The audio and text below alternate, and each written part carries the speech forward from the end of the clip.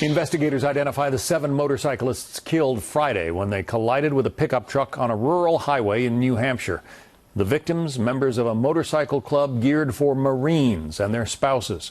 3 other bikers were injured. Jackie Heinrich is following the story from our New York City newsroom. Jackie.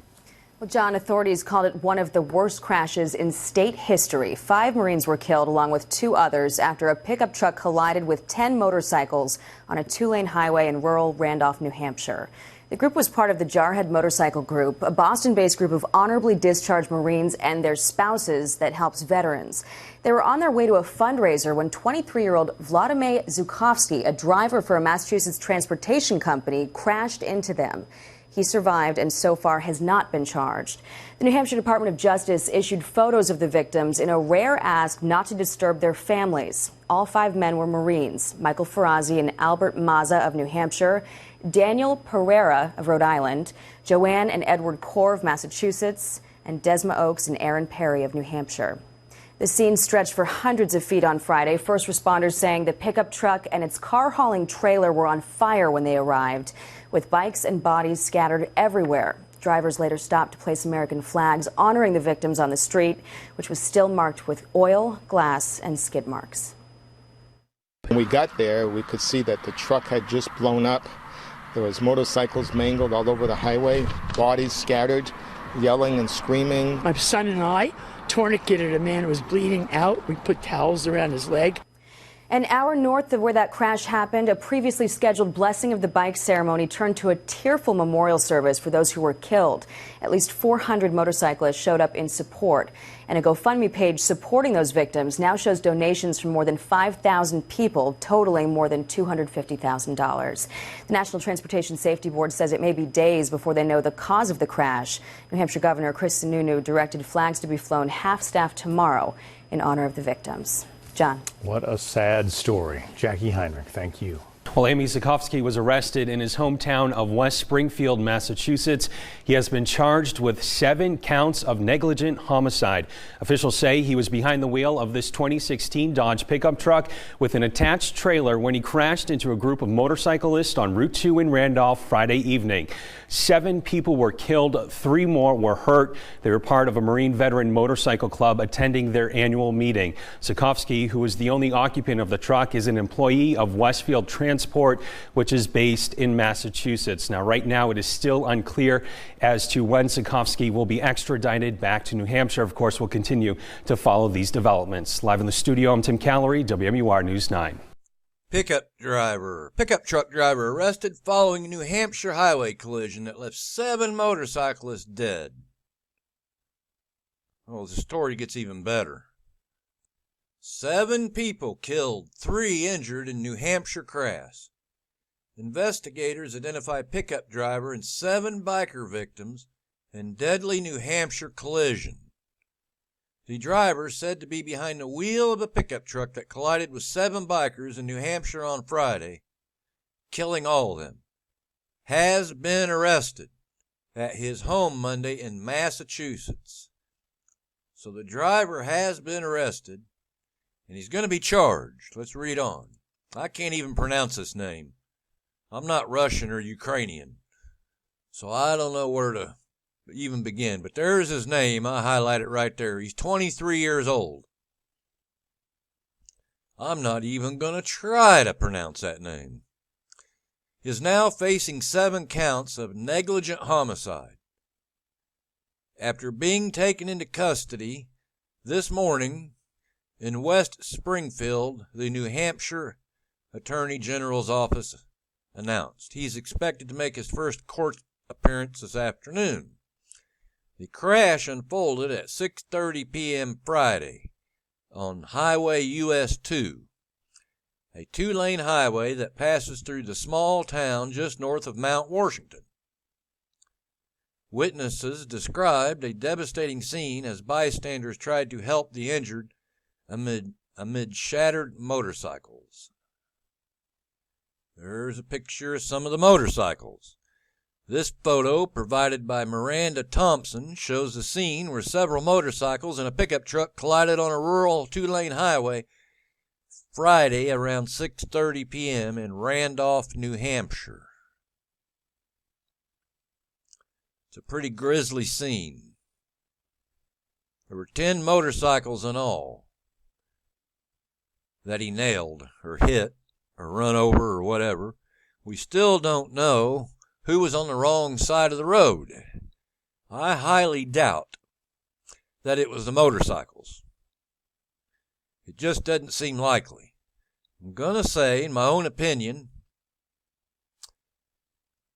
and this is just speculation, pure speculation. No facts. Don't have them out yet. Investigation isn't complete. But I know most of these Harley riders don't go around riding on the wrong side of the highway on a motorcycle. Huh? My hunch is that the pickup truck driver pulling the trailer that hauled cars, because that's what it was a hot shot rig. That's what they call them. Hot shot rigs. Pulling a lengthy trailer, because he hauled cars on this trailer, probably to dealerships and used car lots. That for some reason, I don't know what that reason is, he crossed the center line and was on the wrong side of the road and hit them bikers head on. That's my opinion and speculation. Was that the pickup truck driver pulling the trailer, a hot shot rig, for some reason crossed the center line into the oncoming lane and hit the Harley riders, who were former U.S. Marines, head on. That's my guess, my opinion, and my speculation, with no facts behind it other than a hunch. Now, why he crossed the center line is beyond me and went over into oncoming traffic, unless there was something in the roadway and he tried to avoid it at the last minute, or he was texting and driving. Because even if a tire blew out on the left front steer of his pickup truck, he had an empty trailer on, there was no cars on it. If you can't control that rig, pickup truck, Dodge Ram, just because a tire blew out, then you probably shouldn't be behind the wheel in the first place. I've blown tires on big rigs before, never went in the oncoming traffic. So, I'm going to go with the fact that he was texting and driving. There may have been something in the road. Could have been a deer or something that he tried to avoid at the last minute, keep from tearing up his rig, his Dodge, so he wouldn't be out of service. But I highly doubt it. But we'll never know, because the deer probably run off when he run over the motorcycles and took off like a bat out of hell. And you're not going to get a deer or an elk or any other animal to show back up and give a testimony. But I highly doubt that's what happened. And again, my speculation and hunch is that he was texting and driving, but maybe not. Maybe not. We don't know yet. That's just my hunch.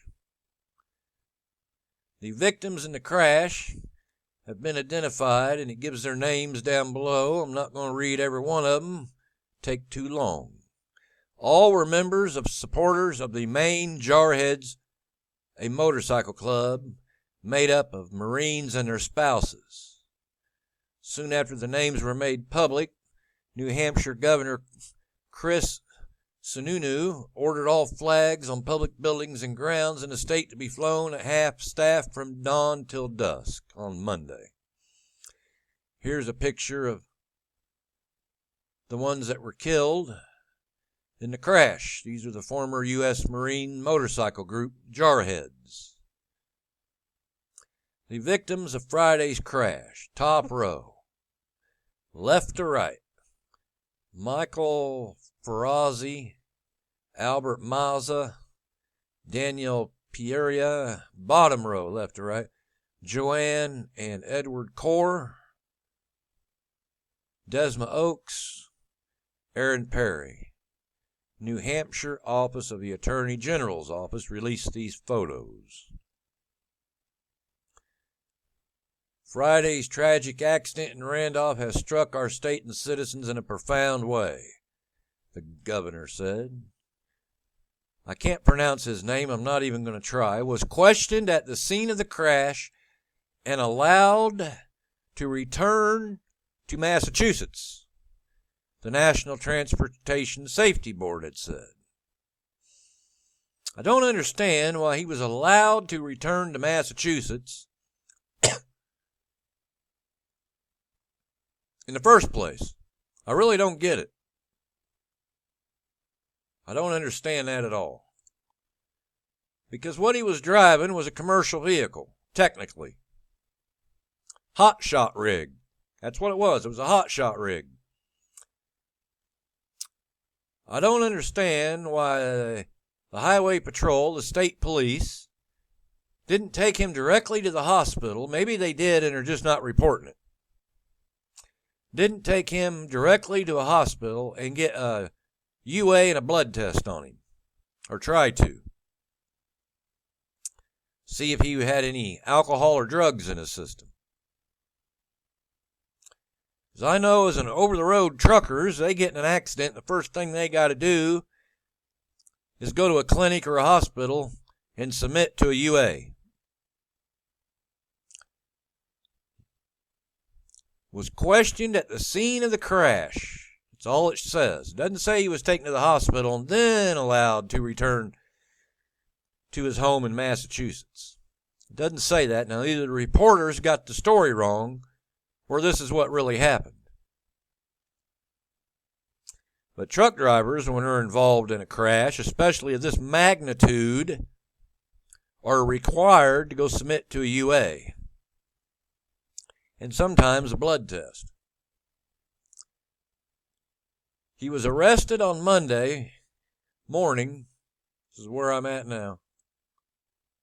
He was arrested on Monday morning on a fugitive from justice charge related to Friday's crash, which is standard for someone charged in a warrant in another state.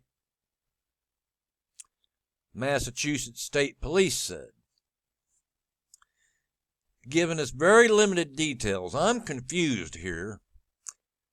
Maybe somebody out there, or somebody from the Massachusetts State Police would care to weigh in the comment section below the video. Because it's kind of confusing the way the reporter wrote the damn article. So what we all would like to know here is, all of everybody watching the video, it says he was arrested on Monday on a fugitive from justice charge related to Friday's crash. Was the fugitive from justice charge, was it related to Friday's crash because he went back home to New Hampshire? Or was he a felon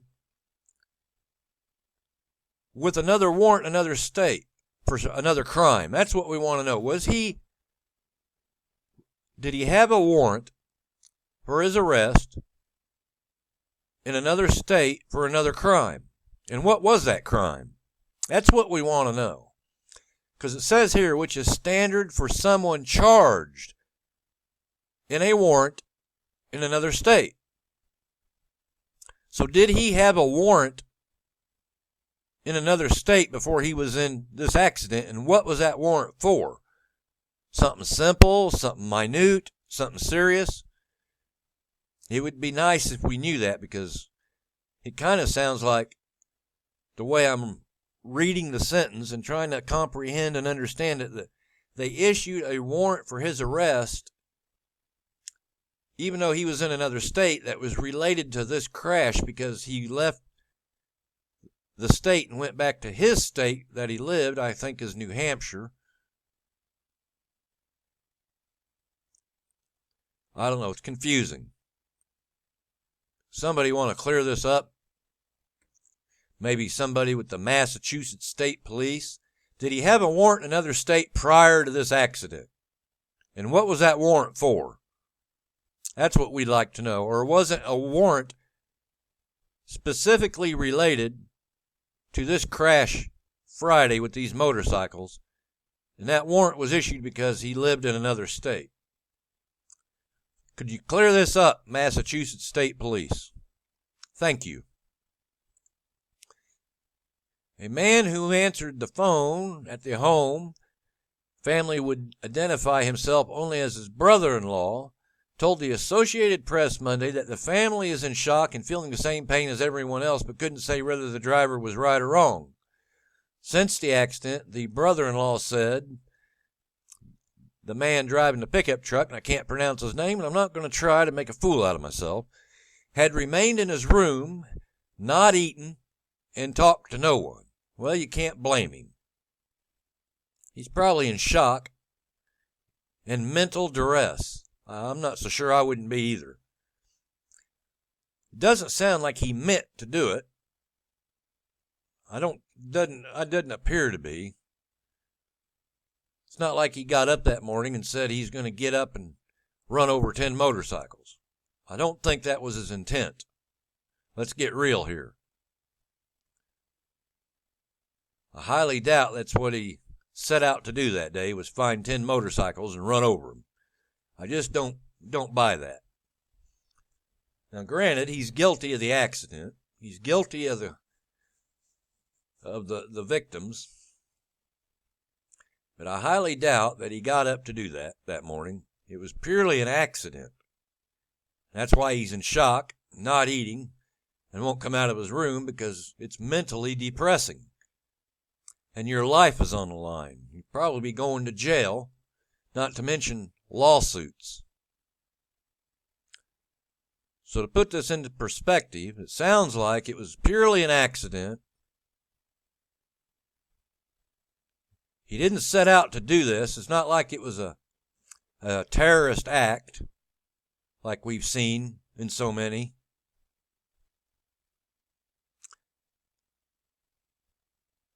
It's bad for everybody, both the victims and the suspect.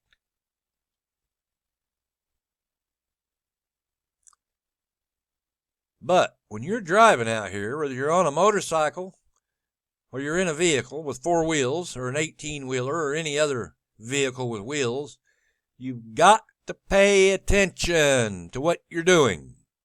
I can't emphasize that enough. Pay attention. Put the goddamn cell phones down.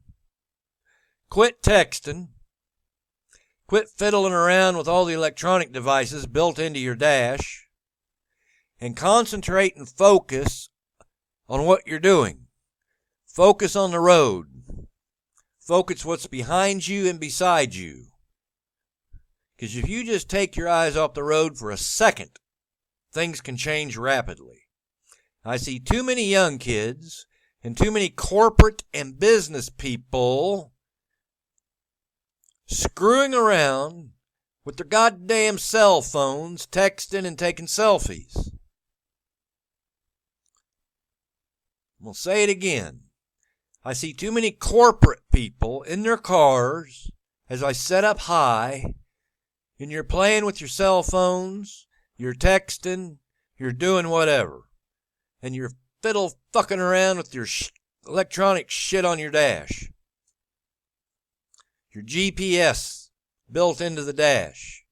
You should know where you're going, what highways you're going to take before you ever set out to go there. Write it down on paper if you have to. Quit relying on all this electronic crap that they're building into these cars and pickup trucks and big rigs. Focus on the frickin' road. Pay attention to what you're doing. Focus. Otherwise, this is what's going to happen. Is this what you want to happen? You want to be in this suspect's shoes? He probably didn't set out to do this. This isn't something intentional. But he's going to have to live with this the rest of his life, knowing what he did to these former Marines, these JARHEADs, the group they belong to. This is going to replay in his mind over and over and over again for years. Not to mention the victims, what they're going to go through.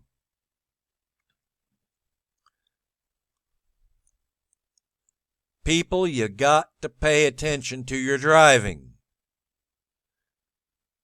Focus. Put the cell phones down. Quit fiddling around with the electronic crap on the dash. You've got to pay attention, especially to you that are under 30 years of age. And you corporate people that think you're multitasked and you can do more than two things at the same time, you're especially to blame. You require your salesmen, all your upper management staff to have all these supposed smartphones so you can communicate and talk to them. And you're as corporate people are as much to blame. You advocate all this cell phone use. Got to be in touch. Got to communicate. Got to take pictures of your time card. Got to do this. All this texting. I don't text. I don't even have a smartphone. I don't want one. I think it's nonsense. It's bullshit. I've never had a smartphone and I don't want one. Y'all think you're so smart. If you're so smart, why are we having all these murderous accidents out here and people getting killed and they've all got these supposed smartphones? They don't sound too smart to me. They sound like dumb phones, and they're dumbing you people down. Because that's what they're doing. They're making you dumb, stupid, ignorant, all these smartphones. Look what we got here. Ain't this a mess? 7 people dead, 3 in the hospital, and it probably would have been more if there would have been more in the little pack or convoy that were following him. Let's back up. Go to the Denver situation. May 2019, we got a truck driver headed east on I-70, pulling a load of lumber, about 23 years old. Couldn't speak or read English. From Cuba, here illegally. Went past a runaway truck ramp. Couldn't read the sign and didn't know that's what it was for. Truck may or may not have had a Jake brake. We don't know yet. His brakes got hot because he didn't know how to go descend down a mountain grade properly. Got his brakes hot. Brakes were smoking. Weaving in and out of traffic trying to avoid cars. He knew he was out of control. Denver. Coming up on Denver. There's already an accident up in Denver ahead of him. Cars are stopped. He couldn't stop his 18-wheeler loaded with lumber. What do you think happened? Ran into them cars in Denver. I'll put up a video here shortly. Ran over 4 or 5 cars and killed them all. Denver, May 2019. People, you gots to pay attention. All right, let's go to the Denver footage now, and I'll show you that. Footage. And here comes the well-marked runaway truck ramp. The suspect truck barreled on past it, instead moving to the left and forcing a pickup off the road. He should have exited right here and followed that truck ramp around. By now, the chance to move into a lower gear appears to have passed. It's near to impossible for a driver to make a downshift at that rate of speed. The driver of the runaway truck said his brakes failed. Trent showed us how the brakes get hot, making the gap between the drum and the shoe too great. It's too big. They just can't make contact with the brake drum any longer. But even after the runaway truck ramp filled with sand and gravel was passed, there were other opportunities to stop. Could you have pulled off here? Yes, he absolutely could have started shutting the truck down here. Instead, the truck continued on to Denver West, and this was the horrifying result. Since shortly after this accident occurred right here, we have been in touch with the Federal Motor Carrier Safety Administration. It says Castellano 3, the company whose truck was involved in this accident, has had slightly more than the U.S. average number of vehicles taken out of service after inspections, and some of those were due to brake problems. Live along I-70 at Denver West, Rick Salinger, covering Colorado. There were major disagreements between the prosecution and the defense in the case of the truck driver, Rogelio Lazaro Aguilera Mederos. The prosecution filed 40 charges against him today. The defense says it's premature because the investigation isn't complete. 9 News reporter Sonia Gutierrez was in court today. So, Sonia, why so many charges? Well, Kim, the First Judicial District Attorney's Office says that the counts reflect the magnitude of the incident, the number of people who were either killed or hurt as a result of the crash. But the defense says we still don't know what caused it, and they have a big problem with that. Mr. Aguilera was observed by a number of citizens driving recklessly, swerving through various lanes of the road. It's that behavior District Attorney Pete Weir says caused a 28-vehicle crash that ended with 4 people dead and others injured. We filed the charges that we feel that the facts support. The DA filed 40 charges, 36 felonies, 4 counts of vehicular homicide, 6 of first-degree assault, 24 counts of attempted first-degree assault, among others. The number of counts reflects the magnitude of the incident and the number of people that either were hurt or could have been hurt as a result of his actions. District Attorney says Aguilera Mederos faces decades of jail time. So every accident that results from vehicles is a deadly weapon and a crime of violence and can result in prison. This is overkill. Robert Corey with the defense says it's premature to charge before the investigation is complete. I am not going to blame this company without knowing what I am talking about. Unlike the district attorney, I'm not going to blame other drivers until I know what I'm talking about. Unlike the district attorney, I'm not going to blame the school bus that was wrecked at the bottom of I-70 until I know what I'm talking about. Both agree there are more witnesses they need to talk to and more things they need to look into, like the company he worked for, Castellano 03 Trucking LLC, which had 30 prior safety violations, at least 10 of which were related to faulty brakes. We will look at anyone that might in any way, shape, or form be culpable and responsible for what happened. Aguilera Mederos blames his brakes, but the prosecutors say they can't test the semi itself. The vehicle itself was completely destroyed, so it's not in a position to have a mechanical inspection done. Weir hopes to find other ways to see if failed brakes are what caused the crash or not. Until then, we filed charges based upon our belief that Mr. Aguilera acted with extreme indifference. The prosecution is moving forward with 40 charges, saying he showed extreme indifference to the value of human life. They say he was reckless, driving 85 miles an hour when the speed limit was only 45. And I'm not going to leap to conclusions and accuse people of committing a crime until I have the full facts at my disposal. Apparently, the prosecutor has a different way of looking at the criminal justice system. Aguilera Mederos' family walked away crying and hugging each other.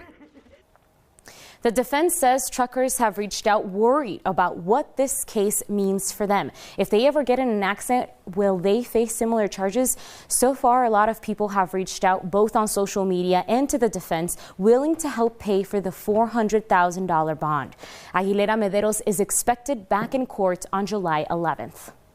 It's going to be a case that people are going to be following closely, and just that debate that Rob Corey was having today with the district attorney is one that's going to carry us for a while before we even get to the trial. Exactly. This is just the beginning of a long investigation that we will be following closely for sure.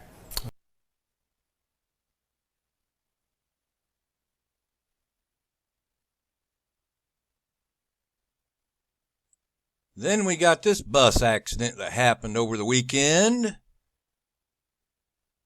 of May 22nd, 23rd, 2019.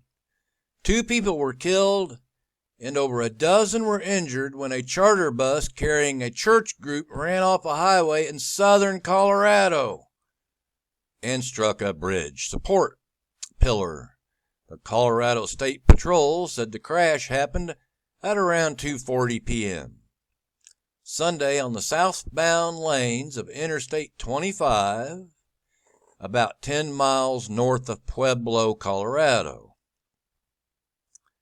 The bus was carrying 15 members of a church group from Albuquerque, New Mexico, when it struck a bridge structure and then veered off the side of the highway into a ditch, according to the Colorado State Patrol. And there's the bus right there. Took out the whole right side of that bus. Look at that. 2 people were killed and 13 were injured when a charter bus carrying a church group crashed in Colorado on Sunday, May 23rd, 2019. Here's the part I like. The driver, a 22-year-old man, may have had an unspecified medical issue that contributed to the crash. The driver, whose identity wasn't released, and I can guess why, and I think you can too, was ejected from the bus and died, according to Alvarado. State Patrol said the 13 passengers sustained injuries that varied from minor to critical. 5 people had to be extradited from the bus. There's the emergency vehicle showing up there. The bus was returning to New Mexico from a convention in Denver, citing Colorado State Police. The group on board included high schoolers who were returning from a meeting from the Steubenville of the Rockies Youth Conference Center in Denver, according to the Archdiocese of Denver. Another picture of the bus there as it swerved off the highway.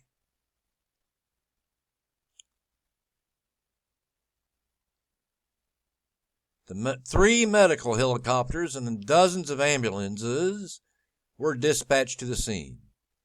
1 person had to be airlifted to a hospital in Colorado Springs, while 12 others were transported by ambulances to area hospitals.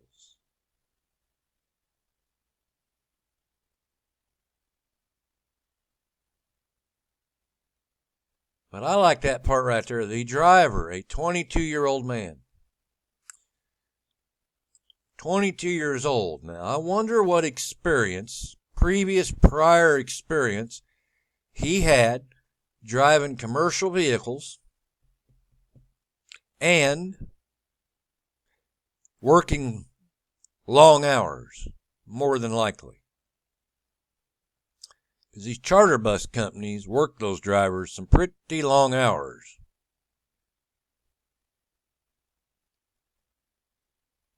And they don't pay them that well either. I know that for a fact. That's why you see so many crashes involving charter buses. Because they don't pay them that well, and the hours are long. Lots of hours driving, waiting around. But that's never brought to light. That's always kept behind the scenes in a secret. The hours, the pay.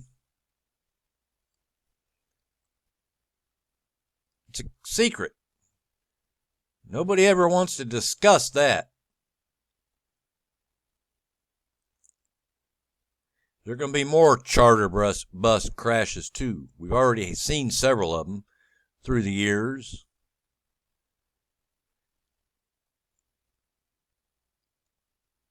All right, well, there you have it. More death and destruction on our nation's highways. Be safe out there. Motor with care is what we used to say back in my days. And then we got this. Democratic liberal Governor Cuomo of New York has signed a bill granting undocumented immigrants access to new driver's licenses despite 11th hour concerns. And that's really what we need more of out here. More of these illegals that aren't supposed to be here in the first place in this country because they're here illegally and didn't go through the process. But these Democrats are going to give them entitlements to have all kinds of stuff. Driver's licenses. And they're going to get hired to drive these commercial buses and these big rigs. And they're going to be barreling down the road upon your family and you. And what do you think's going to happen? Do I really need to show you? I've already showed you the 2 videos, and that's not all.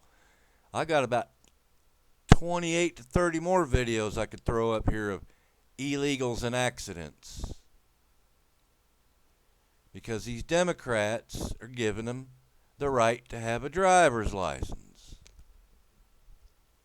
And if you don't believe me, all you got to do is go to YouTube that you're on now, type in the search, California, or illegals and driver's licenses in California. Yeah, Governor Jerry Brown, the mayors, all of them out there in California. All them Democratic, liberal, communist, socialist bastards. Think it's funny? Cute? Well, you won't when you end up like those people, like those motorcyclists. When you get run over by one of these illegals. Or maybe when you're sitting in traffic and here comes a bus or a semi barreling down on you because they don't know what they're doing. They haven't been well trained. They haven't been checked out. They have poor training on heavy vehicles. Won't be so funny then, will it? Especially if you're a Democrat that supports this shit. Yeah, it won't be so funny when your 2 or 3 kids in the back seat are all munched, dead. Your wife's dead or your husband. Yeah, it won't be so cute and funny what these Democrats are doing. These people, these Democrats, are not taking safety at all into consideration. Only thing they're worried about is getting votes. Votes. They could care less about the American safety or highway safety. They could care less. It's all about votes. Isn't that right, Nancy Pelosi, Chuck Schumer, Bernie Sanders, and the rest of you Democrats that are running for supposedly president? You don't give a flying shit about highway safety or American lives. You just want to get as many of these illegals over here, give them free entitlements and driver's licenses so you can get your votes. Y'all are pathetic, sick, and disgusting. Every damn one of you. Now today is 6/26 of 2019. June 26 of 2019. Here's what the latest is on the biker crash up there that killed 7 of those bikers and injured 3 of them. Because all of a sudden it disappeared off the news for all the political bullshit. Get a load of this.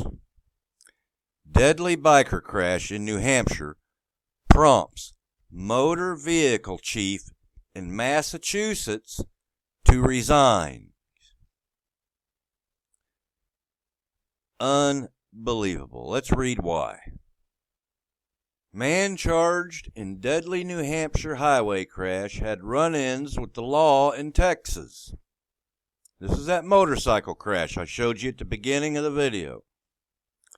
A pickup truck driver, truck driver, charged in a highway collision that left 7 motorcyclists dead in New Hampshire, had a previous crash and arrest record in Texas.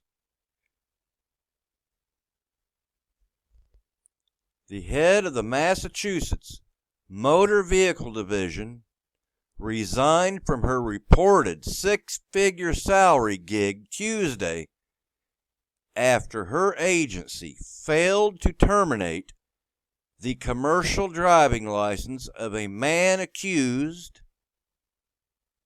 of colliding with a group of motorcyclists on a rural New Hampshire road last Friday, June 21st, 2019, leaving 7 bikers dead. The Massachusetts Registry of Motor Vehicles, Erin Devaney, offered her resignation just hours after the alleged driver involved in the horrific crash pleaded not guilty to 7 counts of negligent homicide in the Friday motorcycle tragedy in Randolph, New Hampshire, the Boston Herald reported. So the Massachusetts Registry of Motor Vehicles, Erin Devaney, offered her resignation just hours after the alleged driver involved in a horrific crash pleaded not guilty to 7 counts of negligent homicide.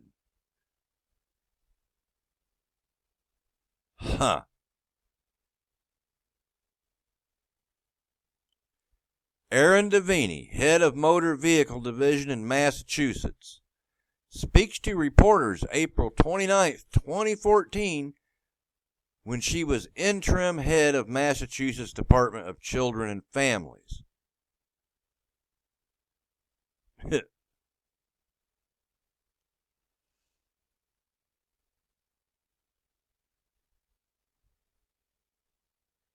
Devaney's agency had failed to act on information received in May from the Connecticut Department of Motor Vehicles about a drunken driving arrest involving the 23-year-old suspect.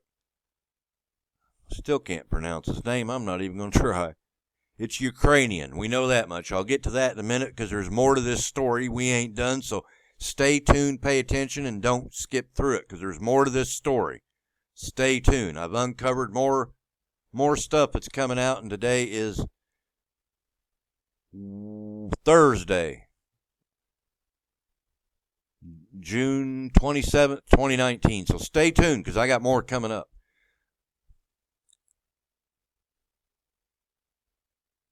Massachusetts Department of Transportation Secretary and CEO Stephanie Pollock said in a statement.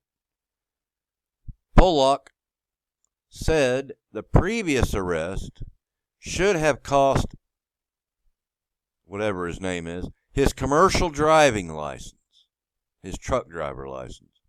As a result, she accepted the resignation of Devaney, whose salary was reportedly $143,800 a year. Damn, I need to get me a job working for the State License Bureau, I guess.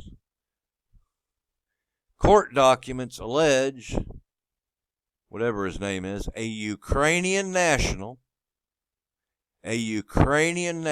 with permanent residence status in the U.S., supposedly, was driving erratically and crossed the center line around 6:30 p.m. Friday on Highway 2, a 2-lane roadway that passes through the small town just north of Mount Washington. His Dodge pickup truck was towing a flatbed trailer when it plowed into the bikers, the Harley riders, the Jarheads. All of the victims were members or supporters of the Marine Jarheads, a New England motorcycle club that includes Marines and their spouses. Those killed ranged in age from 42 to 62.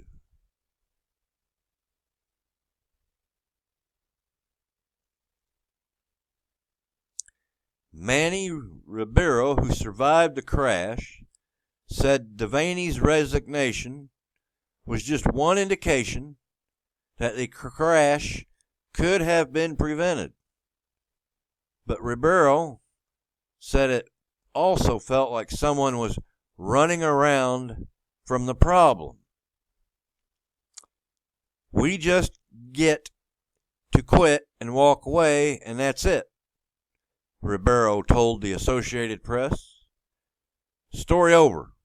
See you later until next time it happens, and then the next person steps down. This is what happens every single time.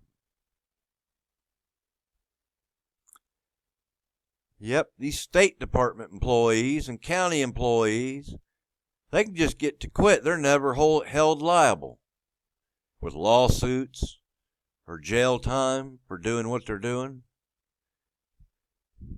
Former Massachusetts Department of Transportation Chief Operating Officer Jamie Tesler will assume the role of acting registrar in order to conduct an in-depth review of the registry's state-to-state data sharing system to ensure the RMV acts as quickly as possible on any information shared by other states. Here's where it starts getting good, we're finding out. A week later, this suspect was previously arrested May 11th, 2019, in a Walmart parking lot in East Windsor, Connecticut, after allegedly failing a sobriety test.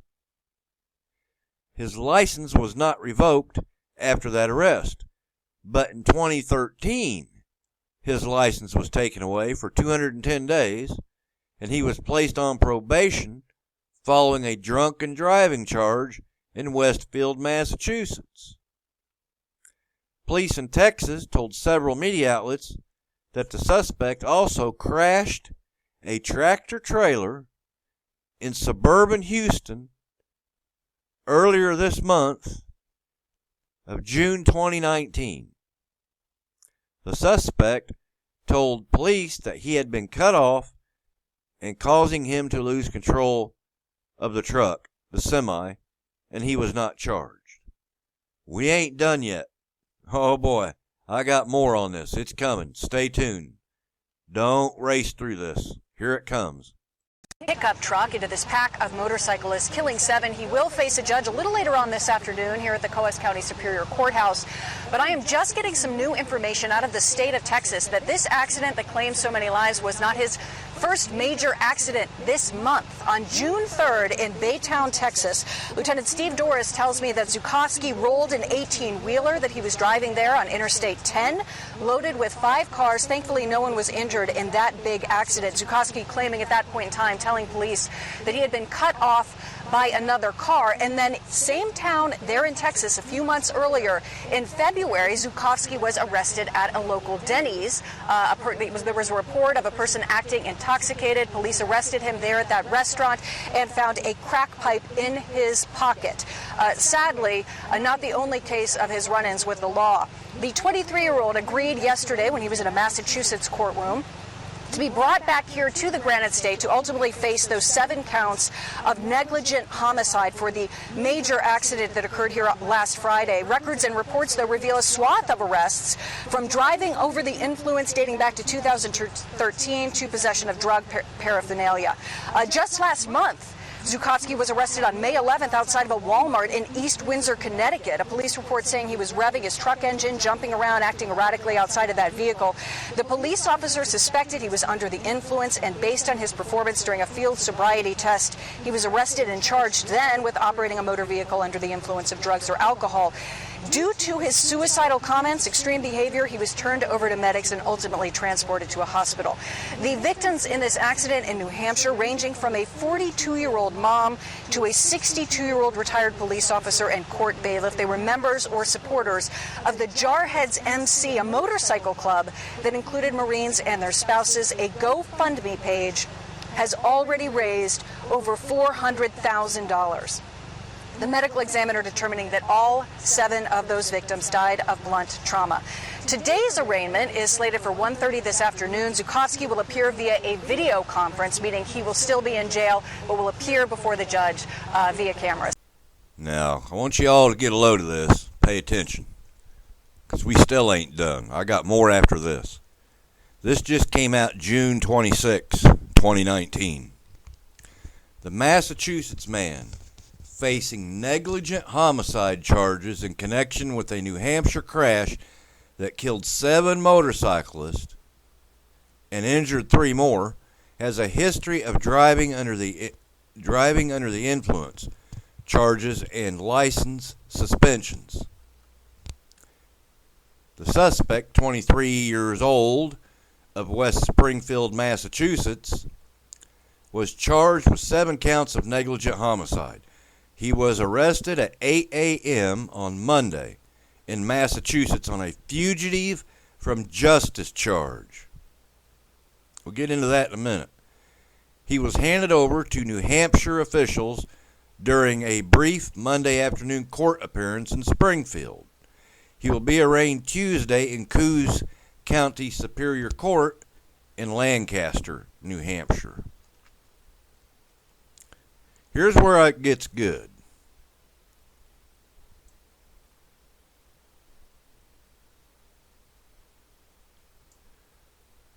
Troopers located wax packets containing a residue suspected of being heroin. Massachusetts State Police spokesman David Procopio said, "The suspect has not been charged with a drug offense," the state trooper said. The residue will be tested at the Maine State Police Lab, and if positive for illegal narcotic, the suspect will face additional charges. The suspect was driving a 2016 Dodge 2500 with an attached trailer when he was involved in a crash with 10 motorcycles at about 6:30 p.m. Friday, June 21st, 2019, on Route 2 in Randolph. 7 people, bikers, former Marines, died and 3 others were injured in the crash, according to RMV documents. Motor vehicle, I think that's Rhode Island, I don't know. License has been suspended as of Monday under the state's immediate threat clause. There's a picture of the suspect right there. 23 years old. The suspect was charged, because I can't pronounce his name, I'm not even going to try, was charged with operating under the influence of liquor in June 2013 in Westfield, and his license was suspended at that time. I think in an earlier article it said 210 days, as well as an immediate threat, according to RMV records. 5 investigates found that a case was continued without a finding, and he was put on probation for a year in order to complete a driver alcohol education program. Other charges include leaving the scene of an accident were dropped. 5 investigates found. Since 2012, the suspect has had 2 surchargeable accidents. I'm not sure what that means, surchargeable accidents, and was cited in March 2019 for an improper lane change in Iowa. 5 investigators found. According to court documents, the suspect, who's Ukrainian, was arrested in East Windsor, Connecticut on the morning of May 11th and charged with operating under the influence of alcohol.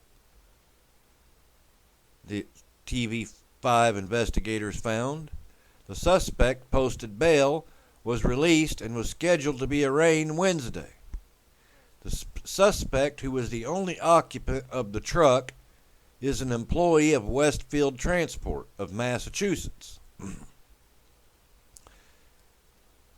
The The suspect, when reached by phone over the weekend before his arrest in Massachusetts, told WMR it was a big tragedy. I'm trying to process this with my family. I'm feeling shocked. It happened so fast. I am cooperating with the police. I feel mentally hurt. The owner of the trucking company said no comment when asked by 5 investigators about the crash. All 7 of those killed were on motorcycles, and they were all members or supporters of the JARHEAD Motorcycle Club, which is made up of Marine veterans. The victims were identified as Michael Ferrazzi, 62, Albert Malza, 59, Desma Oaks, 42, Aaron Perry, 45, Daniel Pereira, 58, and Joanne and Edward Core, both 58. 3 others were injured in the crash. 2 of them were later released from the hospital, and the third, 45-year-old Joshua Moran of Dalton, Massachusetts, is at Maine Medical Center. Moran is listed in stable condition. Governor Chris Sununu directed flags to be flown at half-staff on Monday in honor of the victims. So we got a 23-year-old kid, a Ukrainian, with a history of DUIs, DWIs, and it gets better in the next. Just stay tuned, because I ain't done. I got another segment coming up showing something else.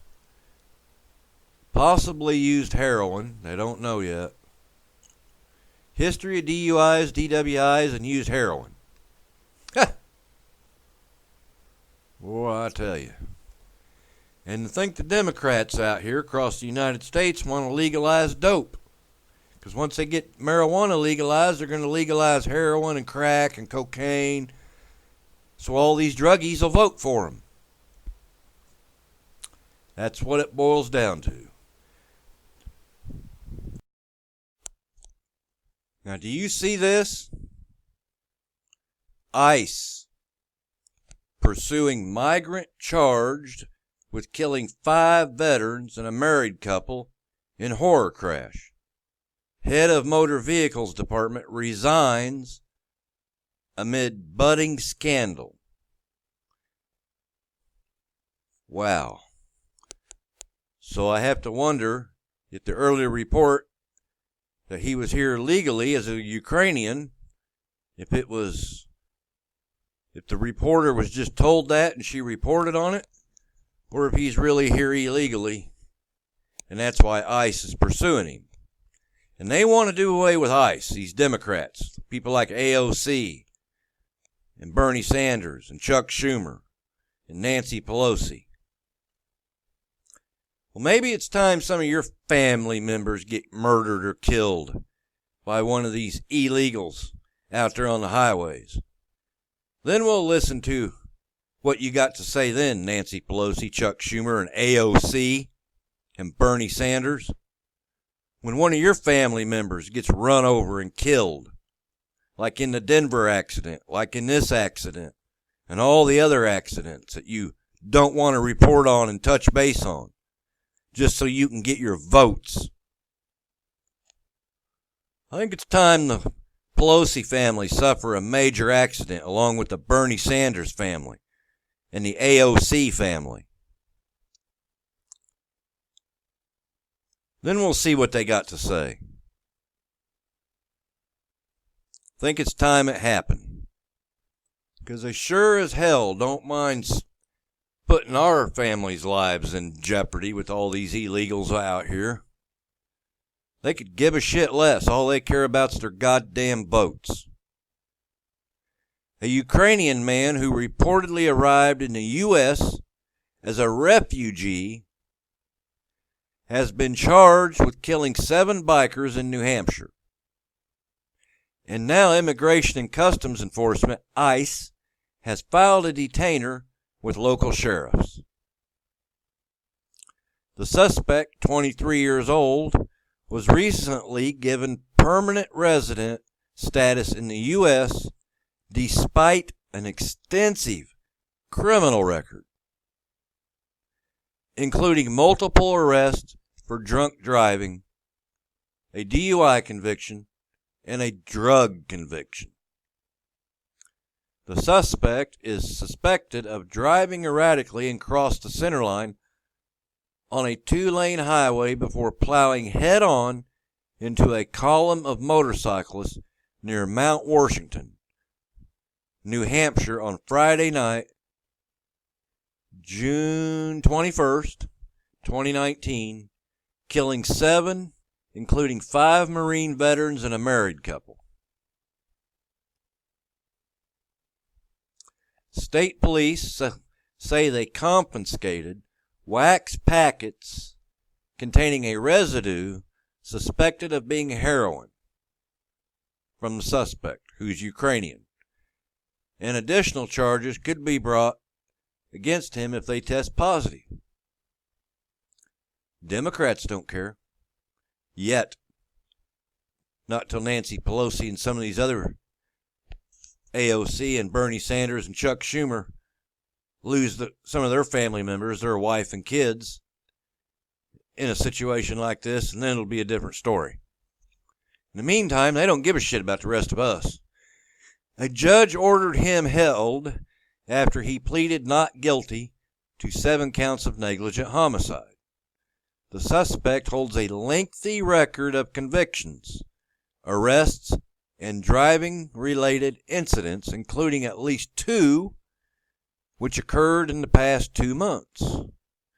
On May 11th, the suspect failed a sobriety test after someone called the cops to tell them that someone was revving a truck engine and druggedly jumping around outside of a Walmart, according to the police report from the incident the Boston Herald reports. The officers who showed up arrested whatever his name is and were so alarmed by his suicidal comments and extreme behavior that they turned him over to medics and sent him to the hospital. That's what drugs do to you. And that's what the Democrats want all these young people on. Drugs. It's just pathetic, all you Democratic politicians out there and special interest groups. On June 3rd, a tractor-trailer driven by the suspect was driving near Houston, Texas, flipped over during a violent crash, which he blamed on another driver who had allegedly cut him off and caused him to swerve, according to police. Truth be known, he probably fell asleep. In that same Texas town, near Houston, I guess, cops arrested him 4 months earlier, on February 11th, when at 2 a.m. at the local Denny's restaurant, the suspect was sitting at the counter, talking to himself and acting strange. Police searched him and found now I gotta highlight this, because this is just. Police searched him and found a crack pipe, charging him with possession of drug paraphernalia. Going to read it again, that same paragraph. In that same Texas town, cops arrested him 4 months earlier, on February 11th, 2019, when at 2 a.m. in the morning, at the local Denny's, the suspect was sitting at the counter, talking to himself and acting strange. I want to stop right there. Who does that remind you of? Think about it for a minute. They're out in California. She's a female. She's all the time running her mouth. Let me give you some clues. She's a Democrat, a Democratic liberal. She don't know what she's saying half the time. We've all seen the news reports of it. Have you got it yet? Sounds just like Nancy Pelosi. Sounds just like Nancy Pelosi. Police searched him and found a crack pipe, charging him with possession of drug paraphernalia. Despite this troubling record, the suspect maintained a valid Massachusetts license as well as a commercial trucking license. I'll bet if it was an American driver, whether we were white or black, and there's a lot of good black truck drivers out there who've been doing it a long time, I'll bet if it was an American driver, no matter white or black, we'd have had our license taken away, wouldn't we? Huh? You damn right we would have. But because these foreigners come over here, these illegals, they get all kinds of entitlements. I suppose this kid's going to get let off on probation. And about, 2 hours of community service for running over these bikers, too. But if it was an American, a white or black truck driver, goddamn, they'd already had the rope around our neck and had us sitting in the electric chair at the same damn time. They'd have been hanging us and electrocuting us at the same time. But if you was an illegal, and you're an illegal alien over here illegally, you ain't supposed to be in this country, you can do any goddamn thing you want. Hell, you can blow up an airport. Hell, they'll let you go. Thanks, cops. I hate to be, I'm not anti-cop, but it's getting to the point where I'm seeing too many of you cops and troopers and sheriffs, deputies out there not standing up to your superiors and calling them out publicly and getting rid of them, forcing them to resign, and we're getting tired of it. And that goes for state troopers, state police, city police officers, and sheriff's department. We're getting tired of it. I'm telling you right now. You're either going to stand up to your superiors, and you're not going to play this game, and just because they don't want you to go after illegals, you need to go after your superiors, your chief of police, your sheriffs. If you're not going to stand up and all you're going to do is wear that uniform and act like Barney Fife, we don't need you. And I used to work for a police department, so I don't want to hear no shit, because we didn't play this game. Despite this troubling record, the suspect maintained a valid Massachusetts license as well as a commercial trucking license. Emerging details surrounding the New Hampshire crash has prompted Massachusetts Registry of Motor Vehicles Chief Aaron Devaney to resign. That's a female, by the way. The State Registry of Motor Vehicles chief has resigned over the case of the trucker charged with killing 7 bikers in New Hampshire after the agency admitted it failed to suspend the 23-year-old driver's truck license following a drunken driving arrest in Connecticut last month of 2019. The fallen riders all belong to the Marine Jarheads Motorcycle Club, which has established a GoFundMe for the victim and family support. Well, that family ought to be glad that was a decent motorcycle gang, because if it was the wrong one, like the Pagans, the Banditos, the Sons of Silence, or Hell's Angels, or the Galloping Goose, you'd have to leave this country, like in a blink of an eye, because they'll find you. They'll find you.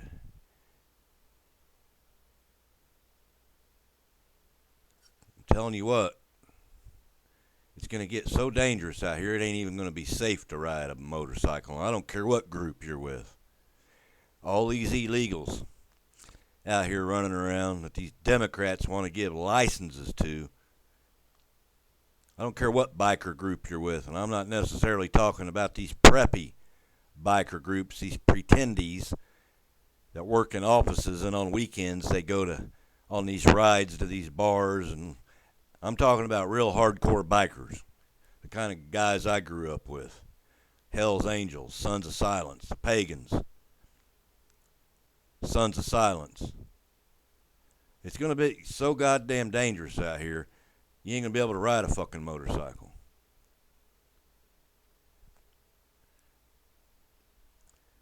Better be damn glad it wasn't one of them, because your asses would be on the run. The entire family. And that goes for anybody else that gets in their fucking way, too. Tries to stop them. I'm talking about the idiots in uniform.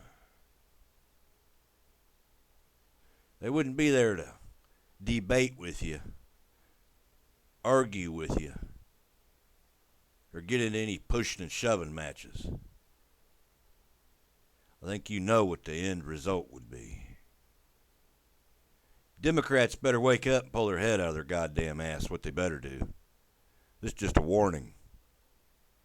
I suggest you heed the warning. And I'm talking about the Democratic liberal politicians. You best remove your heads from your ass before the wrong group shows up. And then it's all going to be over with for you. You think about that.